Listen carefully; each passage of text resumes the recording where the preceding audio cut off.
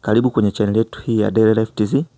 Kama mara yako ya kwanza, usisahau kusubscribe hapo ili uweze kutazama video zetu kila siku. Hivi ushawahi kujiuliza kama umeme wa nyumbani unaweza kukua bila hata kujua? Leo nitaenda kukuambia makosa 5 ambayo watu wengi wanafanya kila siku na ni hatari sana kwenye umeme. Kwa hiyo uwe nami mwanzo mpaka mwisho wa video hii, na imani unaacha kujifunza hapa. Kwanza kabisa, wiring mbovu. Kwa sababu wiring ikiwa mbovu inaweza kusababisha matatizo mengi, kwa sababu makosa mengi ya umeme yanaanzia kwenye wiring.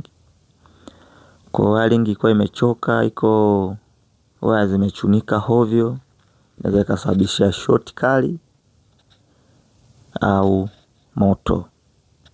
Kwa hiyo ni swala la kuepuka mojawapo. Swala la pili ni kutokuwepo na earth.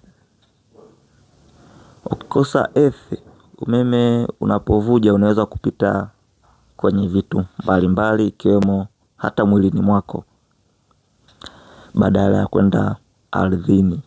Kwa hiyo pia ni hatari sana. Kwa hiyo kama earth hamna, mtafute mtaalamu aje kukuwekea sawa, vinginevyo unakaribisha kifo. Jambo jingine ni kugusa umeme au kuwasha swichi wakati huo mikono iko na maji. Maji yanaongeza conductivity. Kwa ukigusa socket au switch ya taa au kifaa ambacho ndani kuna hizo waya za umeme, hasa kwenye hizi swichi, kwa mkono wako ukiwa na maji ni hatari sana, kwa sababu maji yanaweza yakapenya yakaingia kwenye swichi, mwisho wa siku umeme ukasafiri kutoka kwenye hayo maji mpaka mwilini mwako. Kwa hiyo pia ni hatari sana, ni swala la kuepuka. Kitu kingine, soketi kama ni mbovu au zimelegea, ana wengi watu tunapenda sana kupotezea au kuona ni kawaida tu soketi inaning'inia basi, kwa sababu inafanya kazi, unaweka kitu chako, unaendelea na mambo mengine. Hii pia ni hatari sana, kwa sababu inaweza kusababisha short au spark zikapiga, then moto unaweza ukatokea. Kitu cha 5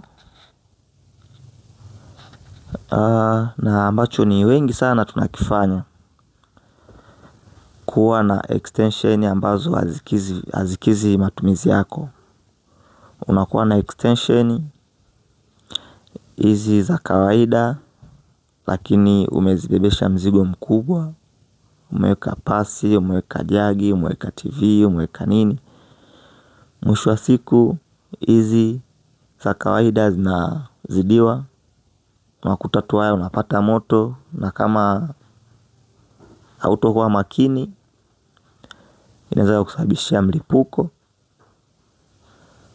au ukaunguza nyumba moto, na hiyo haitakuwa salama kwa upande wako, itakusababishia kifo au matatizo makubwa. Kwa hiyo ni swala kuepuka, hasa kwenye hizi extension. Zipo ambazo zinahimili hiyo vitu vyote ambavyo nimevitaja, na ziko ambazo ni za kawaida zinazohitaji tu vitu vichache ili kuepuka hayo madhara. Basi kama umejifunza chochote kwenye hii video, usisahau kushare ili wengi uokoe maisha yao na waweze kujifunza. Basi tukutane kwenye video nyingine. Pia usisahau kusubscribe hapo ili uwe wa kwanza kupata vitu kama hivi. Asanteni sana.